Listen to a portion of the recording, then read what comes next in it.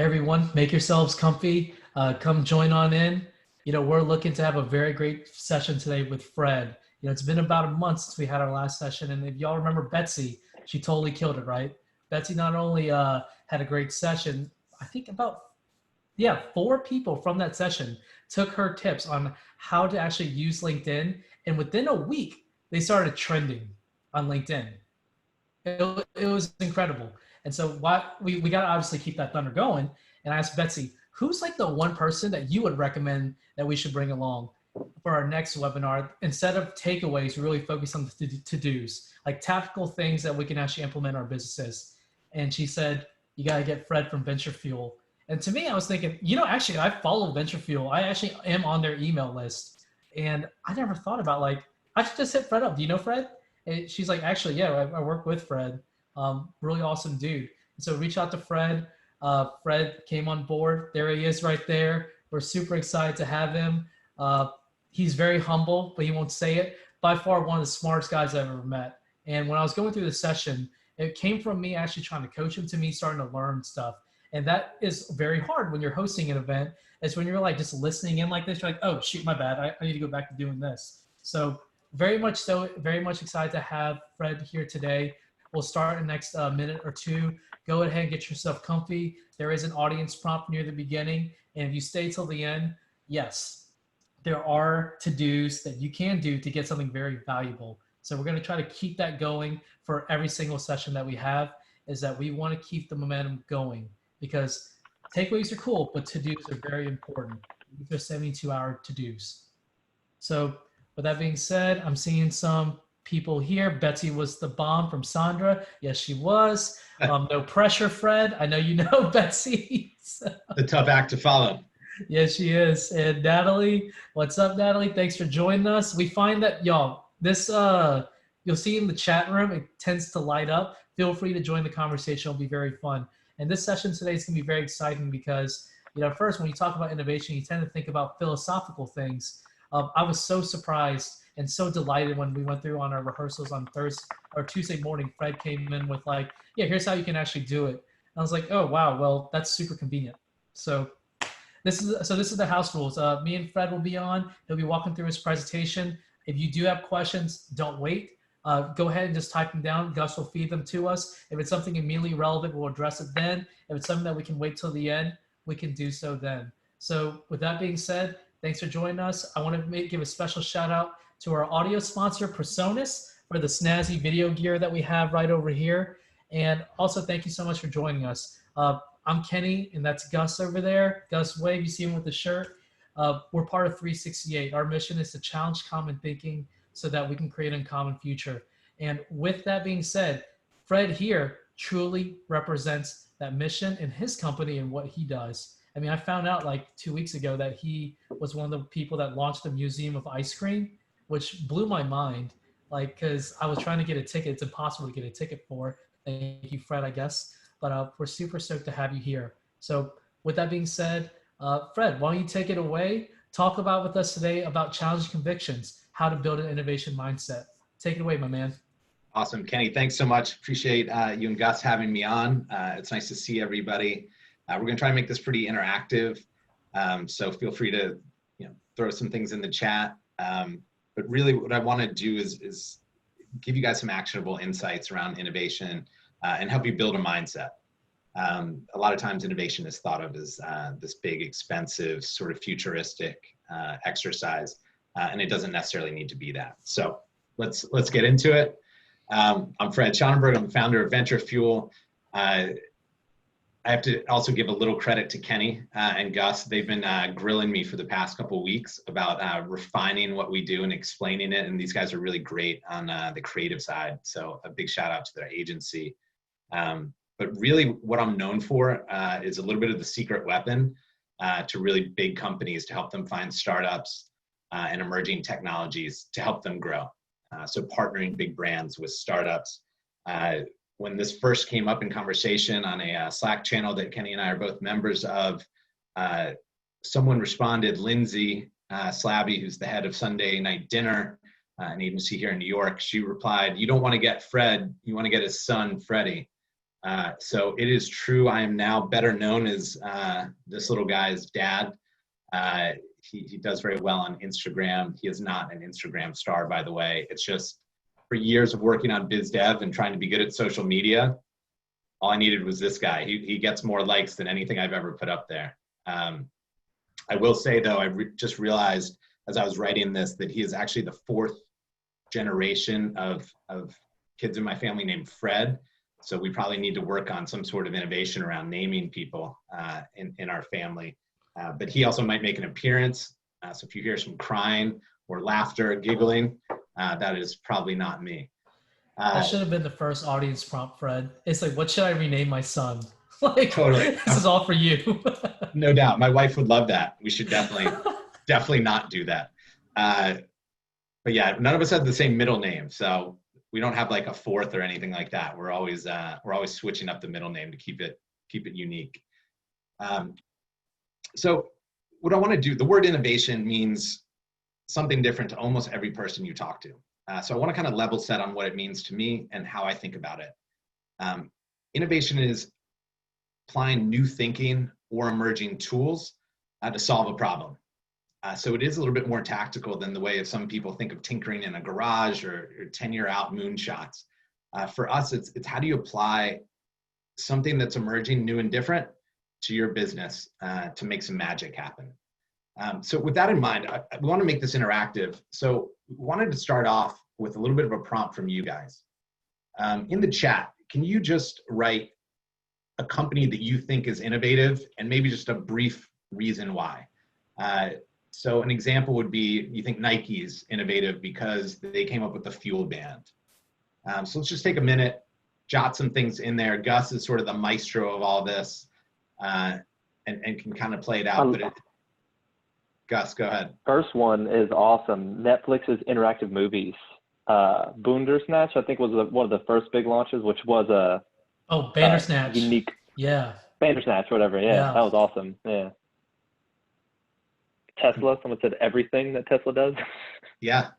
You know what? I mean, I think that's a really good sort of prompt to the next slide, unless there are any more you want to share from there. Let's see. Someone said 368. What? AppSumo was mentioned. Yeah, no Amazon Now, or Amazon as a business, and then Amazon Now specifically as an innovation. Yeah. ClassPass, Rent the Runway. Yeah, definitely those two. Like, I mean, just the business models were innovating itself, not just the product.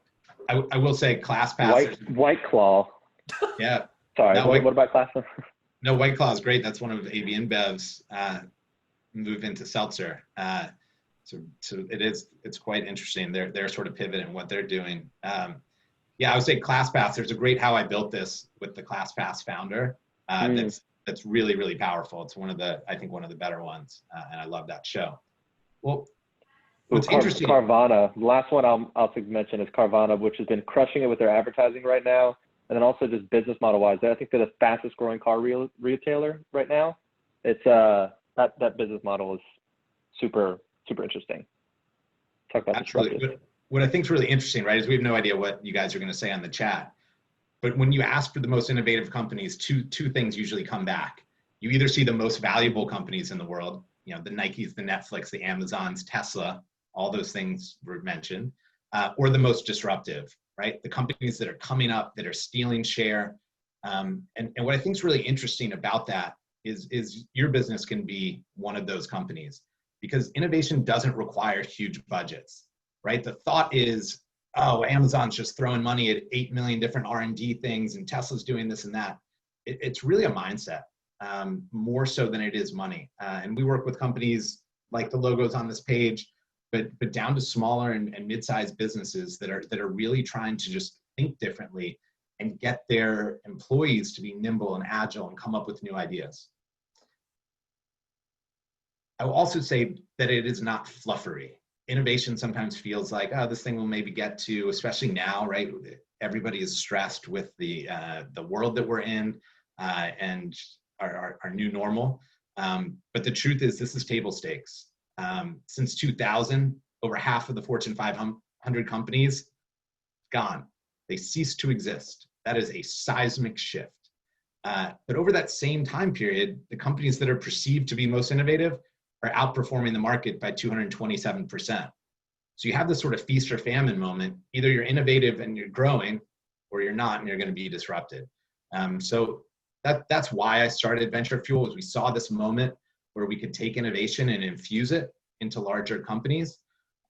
So we're a growth advisory firm that builds innovation programs. So we help kind of big companies exercise this muscle, this mindset, innovation mindset, as well as pump in the latest startups and emerging tech to help them grow. Our secret sauce is our global innovation network. So we have over 500 VCs, universities, angel investors, labs all around the world. And what they're doing is feeding us new startups, often before they're public. And at any given time, we've got access to about 2 million startups. And this ranges from dairy startups to autonomous robots to cloned voices. We're seeing a lot. So we work with R&D groups, HR, marketing, and we're fortunate that we've gotten to work with a lot of those big logos that you may recognize. I will say that the reason I put this slide in here was the tangible results piece. Again, innovation can actually deliver results in the short term. We're not talking about 5 to 10 year horizons. We're talking about, next quarter, can this impact my KPIs? All that said, from doing over 100 of these programs, there's 2 keys to building this innovation mindset, which we're going to spend time on today. The first is identifying areas that are ripe for innovation. And this all comes from asking the right questions. So how do you figure out what part of your business there's opportunities to disrupt for the good? And the other is sort of a concept that we've been working on for years with our clients, but are starting to name it, which is creating hyperlanes. And I'll spend a second here on this. This is basically paying attention to nonlinear industries. And what I mean is, if you're Pepsi, you've got a team that's thinking all day, every day about soda and bubbles and anything that's right in your lane, right? But what's happening in the other parts of the world in terms of emerging trends, tech, startups, can actually open up new business models and new opportunities. So a couple examples to bring this to life. I mentioned Pepsi to start. They were paying attention to autonomous robots, right? All of a sudden you can have a robot roll up to you. So what does that mean for a Pepsi? Should they even be thinking about this space? Well, it led to something called SnackBot.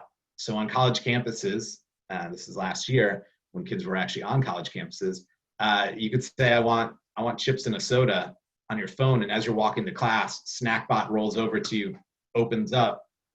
Well, now Pepsi kind of owns distribution, right, to the college kids. Or think about that in a workplace or a number of different places that it could live. Another good example of this is MasterCard paying attention to this trend of voice first, the fact that we talk to our smart assistants, to our cars, to our refrigerators. What does that mean for a brand when you're no longer looking at it? You're not searching for MasterCard. What you're doing is you're listening for it. So they created something called a sonic logo, which is a sound that plays every time you make a purchase with MasterCard online on your mobile device. And so over time, what they're thinking about, they're getting in front of a trend. Or even think of this is a hypothetical, 1-800-Flowers, right? They see all of us doing Zoom nonstop. Well, what's not happening when we do that? We're not bringing coffee on sales calls. We're not catering lunch. We're not doing all this gifting that was happening in the previous world. What an opportunity for them to look at a startup like a Gifmoji, which is big in Europe and coming to the States right now, where you could actually have coffee sent to people at their home very instantly across multiple places.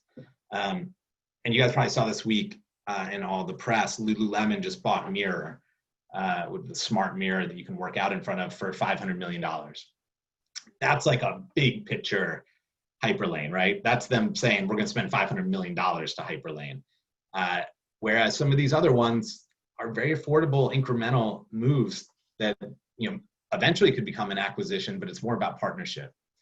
So I just wanted to get that concept out there. So today's roadmap, we're gonna go kind of fast and furious. Gus's job's to interrupt me when I talk too much. So there's sort of three things we're going to look at: that identifying areas right with questions, analyzing your existing team. Should you do this internally? Do you want to look to an external partner? So we've got a little bit of a matrix to help you figure that out. And the last, I borrow this phrase from Jim Stengel, former P&G CMO, called "Unleash the Innovators." Right? How do you pool new perspectives really quickly to enable this sort of creative thinking to get into hyperlanes? So let's get right into it. Asking the right questions. Let's identify areas that are ripe. So what areas should you even be thinking about? We're going to start with the outcome here. You want to find unmet consumer needs. Obviously, you want to find new consumers, and you want to find efficiencies in your business model. What are the blockers to that goal, right? A lot of it is process, legacy process. That's the way we've always done it. It's too risky. We don't have budget. Everybody on this call has heard some version of the excuse why not to explore something.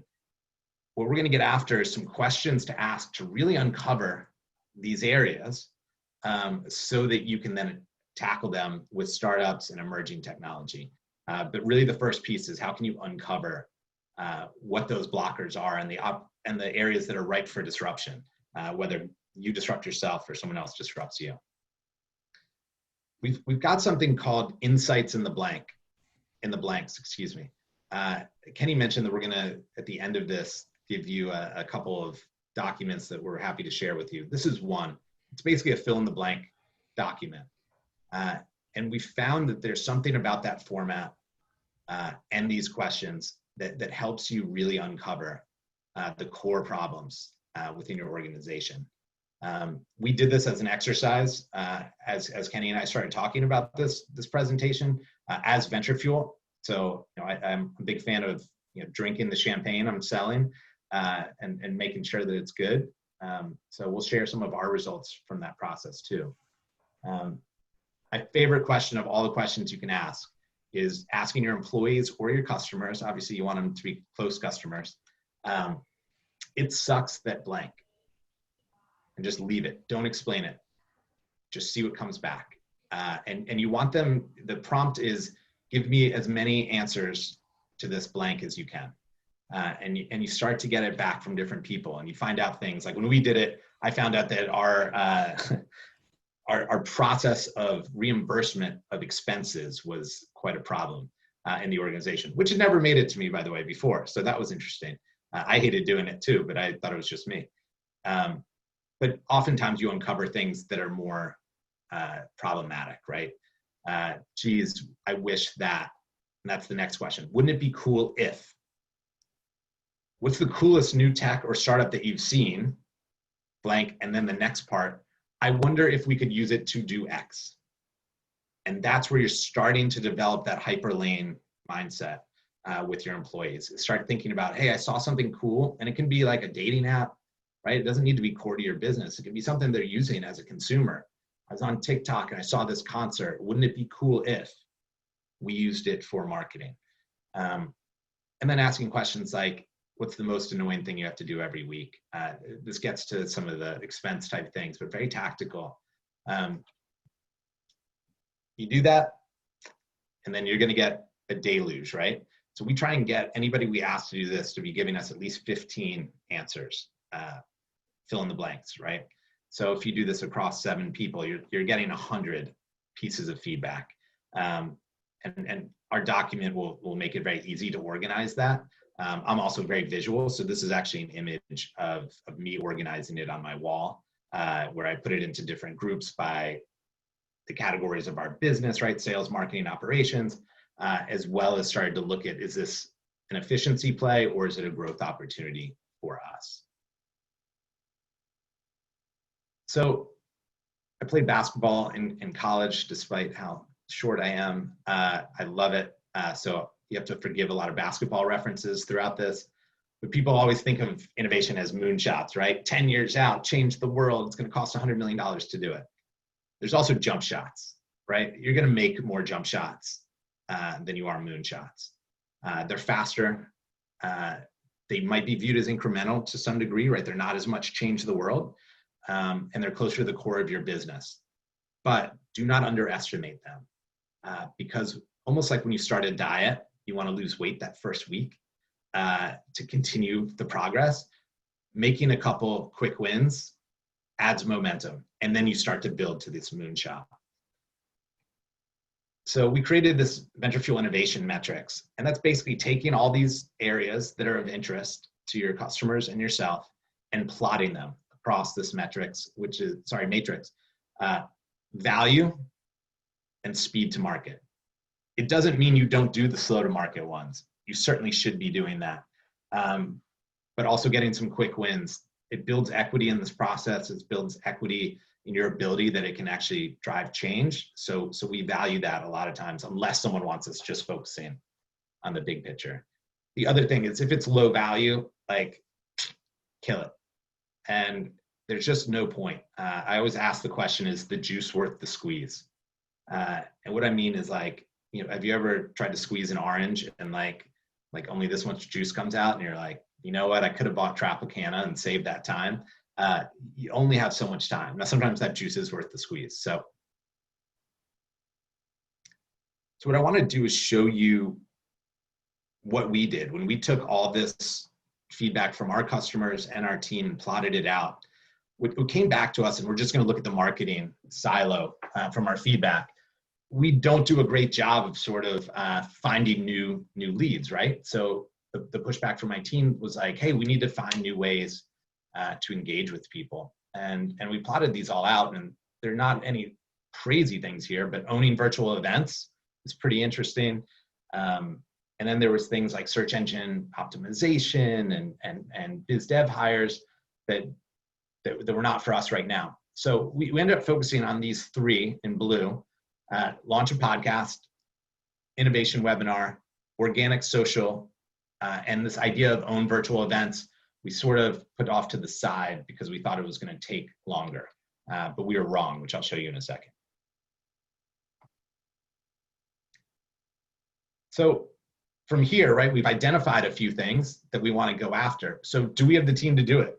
And this is for you guys to think about. Once you identify like the areas that are ripe for innovation, should your team solve that, right? If you have a big R&D department, if you have an innovation group, maybe, or maybe not. The way we always look at this is who on your team can deliver results for those core areas of focus that you're going after. And to be more clear, to put it differently, who on your team would you hire to tackle this task, right? That's a little bit of a clarifying question. And I say this, and maybe I'm just projecting my own biases, but I always think my team can do everything, and they can. They're amazing. In case they're on here. What's that? I'm with you, man. Yeah. I think any owner tends to think like our team can do everything.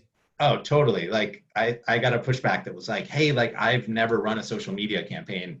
I had to learn the whole thing. I was like, oh yeah, I probably should have outsourced that. But what you really want to do is like, can we handle it? Should we handle it? Can someone else get us up to speed faster, or do it better, more efficiently? And this comes in this innovation metrics we'll share with you as ways to kind of like score rank it. But looking at those four areas of focus for us, the quick of this slide is like, we didn't have any experience, no resources internally. We did some events really well, in-person events, but we didn't know much about virtual events. And quite honestly, it seemed like there was a million platforms and they all kind of sucked. On the podcast, no idea. Like never done it before. Social media, we had good thought leadership. We write a lot in newsletters and things like that, but like, organic, we don't know. We were just throwing things on LinkedIn and seeing what happened. And then when we looked outside of our walls, right, we were surrounded by experts that were really interesting, but sometimes our budgets were constrained on those areas of focus. Also, you'll notice Kenny is our innovation webinar guru. He also, his picture will come up here multiple times. Kenny actually requires any presentation that he has his head in the presentation at least 3 times. It must happen. Must happen. It's in the contract.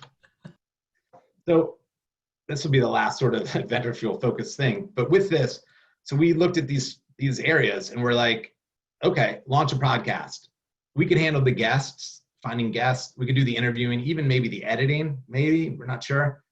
Hosting, distribution design, we have no idea. Virtual events, again, we just seemed too much. Let's put it to the side. Social media, we had that thought leadership, but we didn't know about platforms. We didn't have tech. We didn't really have the time to write all the different posts. What about getting images? Like, it just seemed overwhelming. And the innovation webinar, like, we just kept coming back to, we got to talk to Kenny. So coming in here on the sort of the third piece is unleashing the innovators. How do you quickly pool new solutions? Now that you have these areas you want to go after, and you know that you don't have all the internal resources, how do you do that? So Bill Joy was the co-founder of Sun Microsystems, and he came up with this phrase, which has become Joy's Law, which is no matter who you are, Nike, Pepsi, most of the smartest people work for someone else. And the idea is, like, as much as you want to keep it within your walls, the truth of the matter is experts in all these different fields, there's somebody else out there that you can tap into. Raja Rajmanar, who's the CMO of MasterCard, I was shocked when I talked to him, and he said this. He's worked at super large companies for 35 years. And he said consistently, without fail, the areas of the most growth and the best ideas came from outside of those organizations through collaborations with startups. And I actually went back and was like, wait, what? Like, can you say that again? And I thought it was a real testament to the fact that, like, you need to look outside of your walls and find interesting things. When I say that, you may be like, yeah, Fred, you've got this huge network with 2 million startups. Sounds easy for you to do. You don't have to go out and build that network. I would recommend not doing it. It was a long slog. But you can build your own version of it where you can have innovation resources coming. I've got a couple examples here to, again, go back to the fact that, like, this doesn't need to cost $10 million to run these types of programs. You can use external resources. The goal really is to find new ideas that can solve your unmet needs, right? So this is California Milk Accelerator, which we're doing for California Milk, where they're looking for dairy milk in this innovation. Estee Lauder, we're not working with them. They have a platform basically looking for innovators in the beauty space, an open innovation website. People can apply for the opportunity to work with Estee. There's no financial, no equity, nothing like that. Very simple. And Liftoff is part of Comcast, NBC Universal. Again, very similar. So this idea, like, oh, you have to spend millions of dollars. Like, here's the Comcast website. It says, send in your business pitch, and you may be eligible for a commercial agreement, right? There's no promises here. There's no dedicated fund for it. They do have money, like, there's stuff they want to execute, right? So they're not being disingenuous. Sorry, Kenny, go ahead. No, I was gonna say, like, this is one of those things where there's the upside thing is a little bit disproportionate, right? Because you might have the chance, but really it's up to Comcast. But this is where it's, like, very low stakes for Comcast. So I see a lot of the attendees here representing companies that are, not Comcast sized, but this shows you that you can still have the same level of thinking as we can still go to our networks and pretty much ask our networks who here can help with us. And we'll still reach out to you. I just want to reemphasize, Fred, like, how important it is for people to know that you don't have to have, like, a couple $1 million budget just to do something innovative. Like, I see our friends and even some of our clients, I'll pick on some, like, auctioneer here, or even our friends at Blue Cross Blue Shield. It's like, you'll have immense networks and y'all can use your networks to really, like, brain pull together, like, some ideas that, like, it's just hard to get internally. Cause I find that, internally, if you have a really great culture, that tends to put you in this certain lane.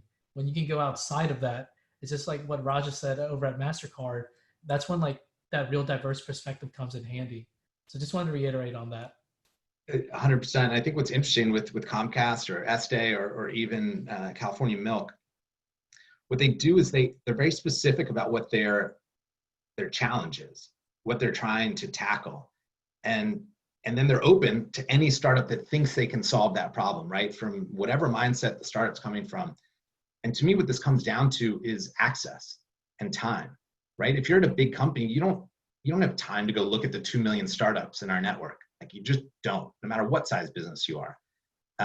On the same time, if you're a startup founder, you don't have the time to navigate through the corporate spaghetti to figure out who the person is at Comcast that might be interested in whatever your startup does. So this is a way to kind of say, hey, we're open for business. We're trying to solve this. And to kind of unleash the innovators, say, come at me. Like, I want to see what you're capable of doing. And like, make no mistake, the upside here for a startup is huge. They get a deal with Comcast. If it's $50,000, that deal is worth $500,000 if they go out and raise equity, because it's a proof of concept and it's legitimizing their business. So this is a very win-win situation. What's difficult is, kind of being open to sharing your challenges in a public forum. But everyone knows what business challenges are. There's not a lot of secrets these days. So I would encourage people to do it. We put this slide together, and Kenny's going to share this with you afterwards, but you can create your own sources for innovation. It's actually not very hard. Social media, ask for what you're looking for. Make it public. Hey, I'm trying to solve XYZ. Engage your communities, Slack, personal, whatever it might be. Kenny's great at this. I mentioned a Sunday dinner Slack channel we're both part of, and he's very good about saying, hey, we're looking for this. And people look, you've got your network, but they have their network. So there's this exponential moment of when people know what you're looking for, they're very helpful. And then some of this is like master Google searching, right? Like type in startup expenses, right? If you're going with my sort of hilarious moment of like, wow, my whole team hates doing expenses every week. Like there's a lot out there and you have to sort through it. And there's some moments there. But other good places to find inspiration, Crunchbase, TechCrunch, The Information is sort of like TechCrunch, but a little more businessy, Fast Company. I will also say on our website, venturefuel.net/ventures, we release a new startup every week where we do like a quick synopsis of it. There's an interview with the founder, and they're all business to business startups for the most part. They're things that mid-sized small companies and large brands could work with and pilot with. And we also put that up on Twitter and our LinkedIn pages. So we're actively trying to kind of feed some of this Hyperlane potential to you guys. So please feel free to check that out. So I want to show how this comes together. So still looking at those three areas, right? Launch the podcast, organic social media, and the innovation webinar. We started the podcast when Kenny and I started talking. So this all happened within a matter of weeks. You'll see the logo for it. We used a company called 99 Designs. We got, 15 different designs back, a couple $100, and we're up and running. Again, we had no idea how to do a podcast. We found a startup called Messy.fm, which it's almost like the WordPress for podcasts. Within an hour and a half, we were ready to go. And they did the distribution to Spotify and Apple and all the places you find it. So very quick, get it out there, make lots of small bets. Another startup that we worked with on the podcast part was called Resemble.ai. This is a voice cloning startup. So literally, it has cloned my voice, so I can type in changes to the podcast and things like that, and it will change that as if I'm speaking it. Kenny and I have been laughing about that one because I had to record it because we don't have a fancy studio here in quarantine. I recorded it in my wife's closet and had to read Sherlock Holmes into the mic in order to get my voice there. So you've got to be willing to do some crazy stuff too. The last one I'll tell you about is Zap Media. We partnered with them. They're a voice first technology, which now if you go to your Google Assistant or Amazon Alexa, you can say launch VentureFuel and it will launch the VentureFuel podcast. Somehow my Alexa didn't go off. That's very exciting. Social media, Unsplash is a group of amazing photographs, searchable photographs. So all of a sudden our social media posts start looking really sharp and professional, all free. all very like targeted to what we're doing, differentiates us. Write Label is quite amazing. This is like a creative writing cloud. Essentially all these comedy writers and creative writers around the country, and you can give them the challenge, the business objective you're trying to do, and they all basically write in with their ideas. So now we've got like a full staffed creative shop that is working on our posts and what we write and how we do things. And then Latently is super interesting. This is a tech startup that is using AI and machine learning to go back and crawl our thought leadership pieces and create bite-sized pieces of content for social. So the idea that we've done all this thought leadership for years and years, it's sort of sitting on our website, and they're pulling out bite-sized pieces to create new content for us to share. So all those startups came together in a matter of weeks. We now have a podcast that has, 40, 50 episodes at this point. It's doing very well, actually, which has been fun. Our social media is up by 170% in terms of all the metrics we would look at. And then, of course, Kenny's photo makes another appearance here because we're doing this webinar. I think you fulfill your contract. We're good, man. Thanks. Okay. For I was dropping it as we went. But like, look, some of this stuff seems out there, right? I'm cloning my voice, right? Like, is that necessary? Probably not. But once you do a couple episodes and you have to go back and do all the post-production and the multiple takes, some of this stuff starts to become a hack to help you do more faster at a lower cost. And I think what's cool is all these startups, get a lot of exposure out of doing this. There's good opportunity for their businesses. So it's very much a win-win for all of us. The last thing I'll say is I mentioned our Moonshot, right? The sort of Hyperlane, we want to own virtual events in the sort of innovation space. Being open to what's out there is also really important with the innovation mindset. We were introduced to a company called Live CGI, who went ahead and built us a studio. It is a virtual studio, almost like SportsCenter or CNN, completely VentureFuel branded, and we can do Zoom videos and drop it into this and make this entire tricked out experience as if we're like shooting live on a set.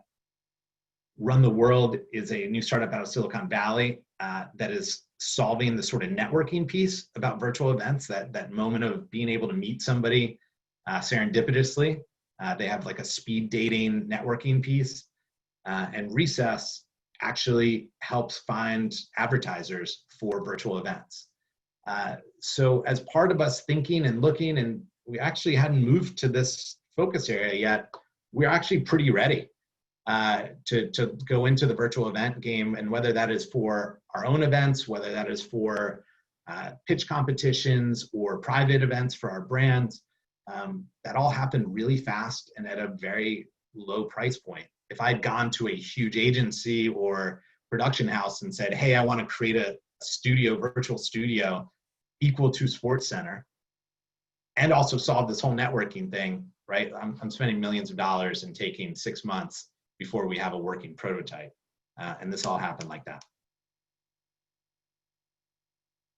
So someone just said, Fred, so awesome, inspiring. My mind is blown. And like Sandra, I felt the same way. Like when he showed me like that slide about like how fast he got that podcast up, but then like he had to record Sherlock Holmes, it still dawned on me. It's like, you're saying there's a startup that does that? I think like these takeaways here that he's about to share is really good, but do not forget like the power of that question of him just going out to his network and finding that. That's really what Fred is telling us today, is that, those answers are closer than you think, and it's okay to go outside your own organization. It's really important to look for that diverse perspective. Yeah, I'm like either the most interesting or the worst person to go to dinner with, because no matter what you're talking about, I'm like, oh, have you heard of this startup? Oh, have you heard of this? So I try and tone it down in personal settings. So I have to give Kenny a lot of credit here. Kenny pushed me on two things. One, to give you guys actionable to-dos that you could do within 72 hours. And the other was to give three takeaways, but in short, quotable format, so that it forced me to focus on what do I really want you to take away. which was very clarifying with thinking through the whole presentation. But here they are. And I think they're great. And also the to-dos then gets down to like, what can you actually make happen? Innovation doesn't require huge budgets. It requires a new mindset. If there's anything I can say is like, do not think this is a $100 million investment thing. No matter what size company you are, you can infuse innovation into your sort of ethos. Let your customers and team help you disrupt yourself by asking what if, why not, and what sucks. It is amazing. Like we've done this process a couple of times, and every time I'm sort of surprised by what comes back. And there's at least one thing that I was like, man, I had no idea about that. And usually there's one thing that gets all of us really excited. We're like, let's roll. Let's see what we can do with this. And the last one is startup partnerships. Accelerate your core business by creating hyperlanes of growth. This idea of seeing tech, cool, new thinking over here and thinking how it can work for your business that ends up creating something where there are no competitors, there's no traffic in that lane, which gives you first mover advantage and all sorts of other opportunities to distinguish your business. So here are your to-dos. By the way, we'll start with the big to-do. Email me. I will send you our insights in the blanks, which are the top questions that you can ask your team as well as your customers. Also send you the VF Innovation Matrix, which helps with the sort of organizing and prioritizing, as well as how to assess internal and external. And then I would say follow us at VF Insights, because that will give you this sort of hyperlaning new ideas. But with all that, what you guys should do is you should put something up. And if you don't want to make it public, just send it to your private networks. Say, hey, this is my KPI for this quarter, or this is the next thing I'm working on. I'm looking for new thinking on how to solve this problem or this opportunity. And just put it out there and open your aperture, right? Like if you're thinking as a photographer, don't look at just like, okay, I need to buy search engine ads because that's what everyone else is doing. And I know I'm going to get 3% return and blah, blah, blah. Like, then it's all commoditized, right? So open your lens to new thinking, create a quick form with, hey, here are the things we're tackling, and let the innovators come and try and get out there and expand the way you're thinking. So with that, Kenny, if we have time for questions, I'm game. Yeah, we actually ended earlier. And I just want to reiterate, can you go back to the last slide, Fred? The importance of like to-dos, like this, all these remote workshops that we do, like they're only important if this becomes actionable.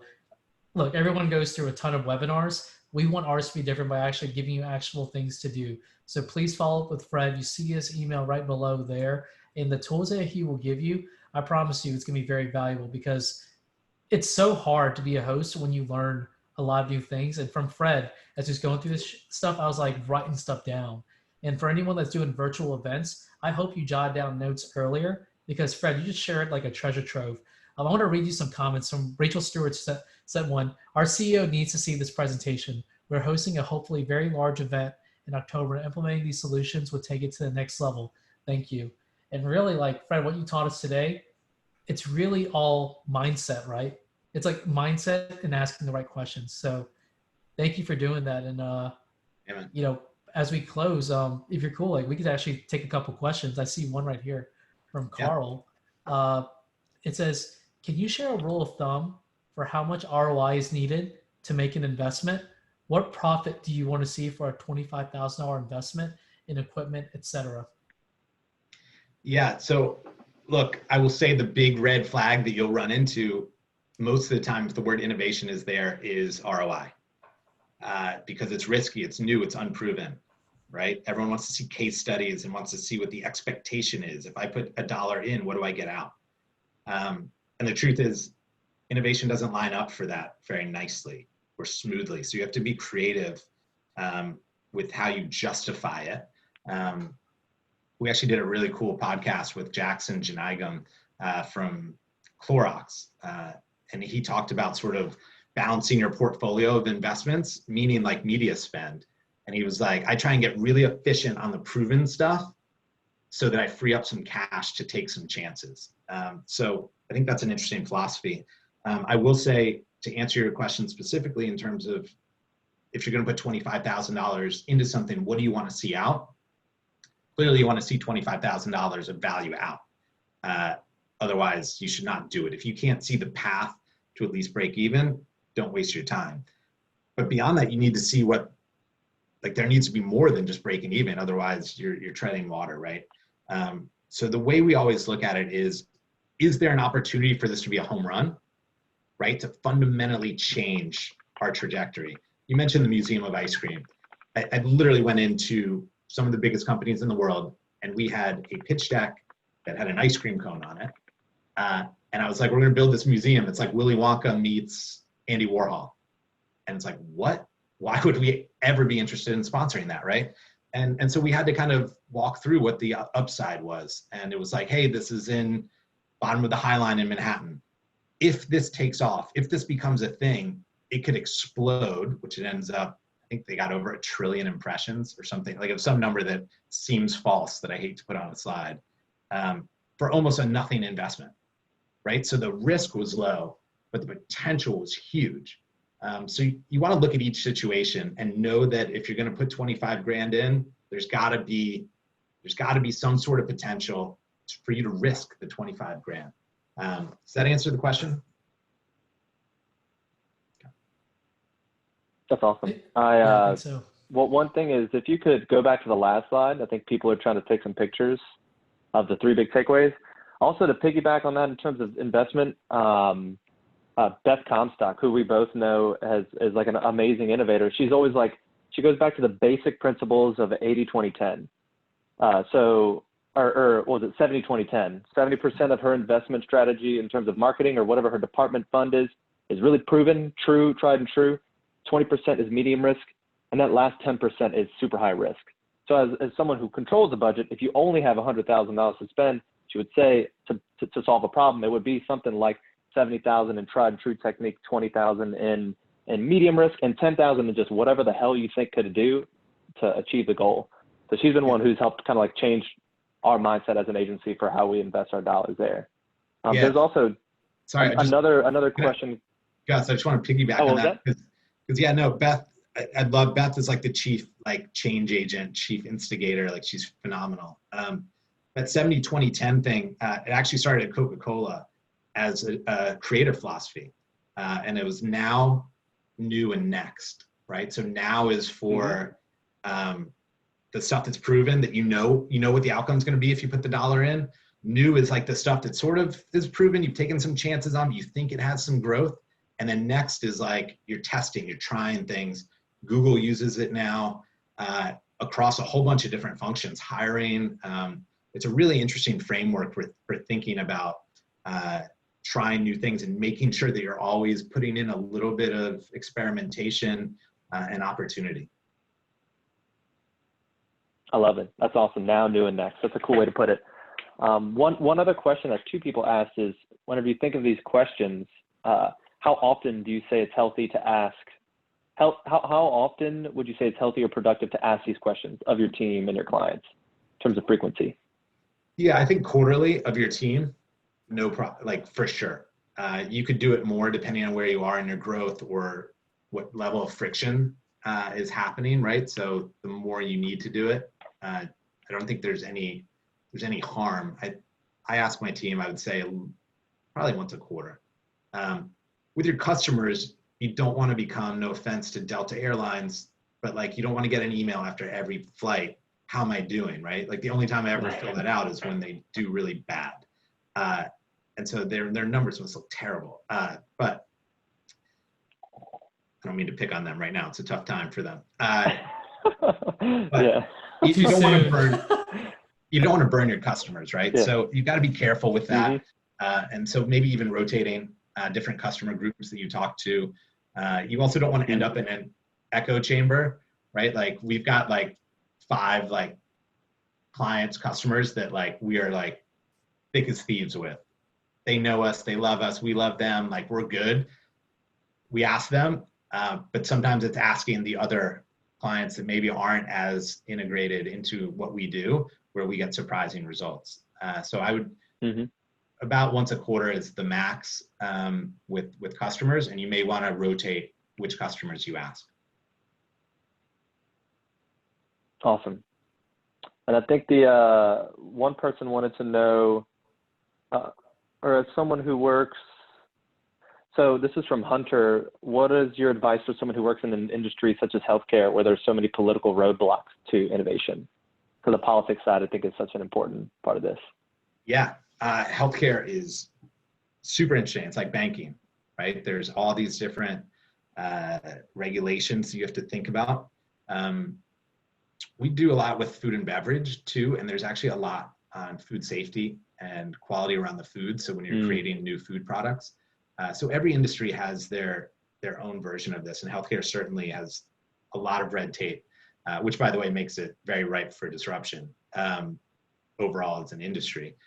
So my advice would be very clear when you put out your ask for what you're trying to accomplish, what regulations the startup would need to get passed for you to consider it.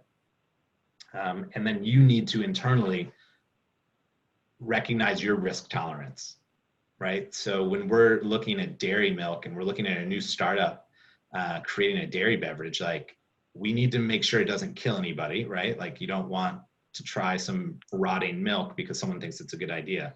That's a good start. It's a good start, right? So that's our baseline. But you know, we dial it up, right? And like before it gets out to a certain level, it's got to pass all these regulations. And so we're very clear with like, hey, we're looking for this, and this is a stage gate. You've got to get to here by this part of the process. And for us to really consider this, you're going to need to navigate all these different other things. So my quick advice would be try and figure out a way that you can get fresh thinking that maybe isn't a huge spend or a huge thing where it's really risky.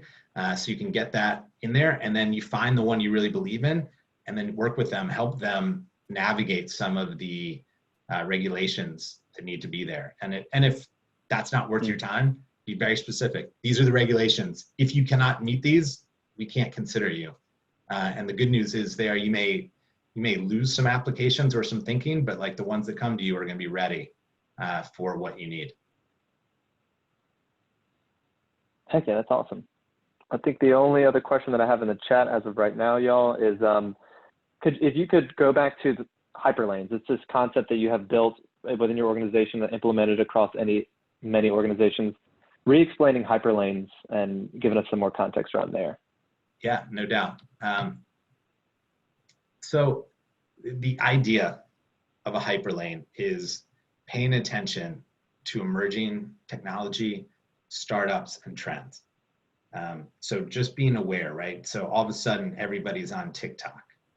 Okay, so you know that's a trend. That's an interesting space. Think about your core business and start to ask that question of how does TikTok play for MasterCard? What is it about TikTok that's special? What's making it grow? What's making it be this interesting thing? And is there anything for me as the head of MasterCard to learn from that or to think about it? And basically what you're doing is you're taking two things, TikTok and MasterCard, which are not in the same lane, right? They couldn't be farther away from each other. And you start thinking, hey, wait a second. If we put these together, what you're doing is creating a new lane. I use the example of, if anyone watched the movie Back to the Future, at the end when he's like, we don't have enough road to hit 85 miles an hour. And crazy Doc Brown turns to him, he goes, where we're going, we don't need roads. To me, that's the hyperlane, right? You get out of the 405 traffic in California, and now you're up here because you've got a new idea that is MasterCard plus TikTok, and Amex isn't up here, Chase isn't up here, right? You've got something that you can own, which gives you, and by the way, they'll get up there and follow you, and you have to create another hyperlane. You guys mentioned like White Claw, right? Like how do you take seltzer, the fact that everyone's drinking carbonated water, and like, what does that mean for a beer company? And like, can you put those together and create a new category or a new idea?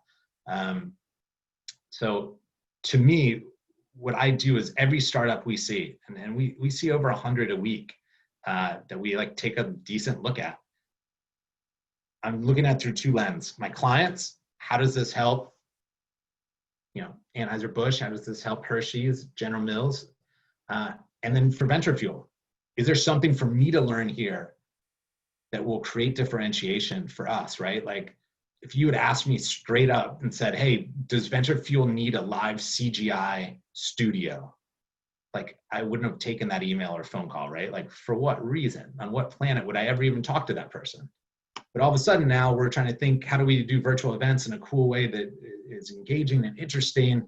Oh yeah, you remember that company we saw that was predominantly focused on like esports? Could we move that into a B2B setting that could benefit our clients and also us? So a Hyperlane is really where you take your business and a nonlinear trend, right? Something that's not in your core lane, and you put them together to create a new area to run. That's awesome. Heck yeah, I think it was thanks for re-explaining that. I think that's like one of the core ideas to this presentation.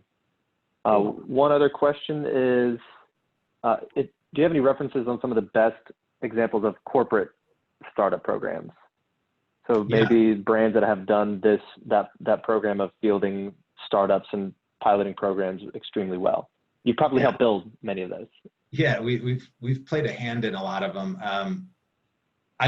We were just talking about Anheuser-Busch. I love what they're doing. They have a multi sort of touch point approach. They have ZX Ventures, which is like their venture arm where they're actually investing in startups. They have an accelerator where they're putting in investment in some startups that are looking at really growth areas around sustainability and other things that are really important to their business and to their consumers. And then they have something called the Beer Garage, which is really awesome. We're really tight with them, but they're looking at their core business and like what are cool new ways to create hyperlanes for HR, for production, supply chain, all those things. So I personally believe they're probably doing it as well as anyone out there. Comcast, NBC Universal, very similar approach, multi-touch points. I love California Milk. The beauty of that one is like it's a really traditional legacy industry, dairy milk. And like nobody's thinking about innovation there, right? So that's where a seismic change can happen because all of a sudden now you're looking at Silicon Valley startups and how they can help that industry grow and create new products and new extensions and lines and ways to be efficient. So I personally love them. Unilever's done some really interesting things. Chobani has an unbelievable accelerator, and Chobani actually does not take equity. They're doing it as a social mission to support startups. So they give grants. They give like $100,000 to each startup to help them grow faster. And Chobani doesn't take anything from it. Now they get a lot of learning, a lot of press. So I don't want to say that there's nothing they get out of it, but I think they do some interesting things too. You know, we have time enough for one more question, I think. If anyone has anything. You know, I'll ask like a filler question, and I'm just genuinely curious, is that, regarding innovation, is there any like common advice about innovation that someone that's done it so much should ignore? Because we always hear all the philosophical stuff. What's the stuff that you should tune out that's like pretty much mainstream media today? I think the idea that it's hard and that it takes millions of dollars and you should create like all these bells and whistles, and I think it can be set up to be really efficient. I think it can actually serve your core business as well as the sort of long-term horizon. So I think that idea is really outdated. I will also say the killer myth is Silicon Valley. It is not the end all be all for startups. They are everywhere, from Milwaukee to Brooklyn to Austin, Germany, London. When we looked at all the pilots that our corporates have done with startups, less than 15% were from Silicon Valley. So I think casting a wide net with a narrow focus is a way to approach this. Yeah. I mean, it's so true. Is that you also don't have to have a fat budget either. I think a lot of people during coronavirus too also proved that is if we're going to survive, we better innovate, right? That's when you start asking those important questions. Dude, for the best thing I can tell you, it's like, think about how fast your entire organization went virtual, right? If you had asked those same companies to go virtual, they would have given you an 18-month timeline, millions of dollars of cost. You know, you have to do all these things, but like when everything hit the fan, everyone figured it out in a matter of weeks. And I think what's great and amazing about startups and why the startup corporate collaboration works is startups, let's go. Like, we don't have months or weeks. We don't have a run rate. We don't have budget. We don't have investors. Like, we got to go. So I think that sort of sense of urgency and like build the parachute after you jump out of the airplane. That's what startups do. And it's really infectious. And when you can take that mindset and put it into the corporate lens where you still have the processes and all the reasons that those are there, it's a really dynamic combination. Agreed, man. And with that, man, let's go ahead and close. Thank you so much, Fred. We appreciate your time. I'm sad that Fred Jr. didn't show up. Maybe in a future session we get to see him. This is a great preach of a mindset that everyone should have, because at this point you should have realized that you have what it takes if you survive COVID-19 as a leader within an organization.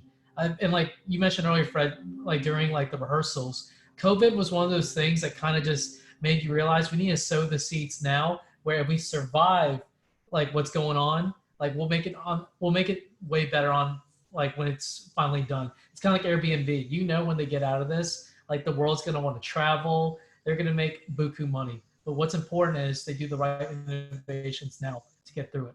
So that being said, man, thank you so much for your time. Y'all, do not forget that 72-hour challenge. Go ahead and email Fred. There are to-dos. And with that being said, you know, keep challenging common thinking. You know, live that mission of, you know, challenging common thinking so that we can build a common future. And with that being said, we'll see you next time in August for our next webinar. So thank y'all so much for attending, and we'll see y'all soon.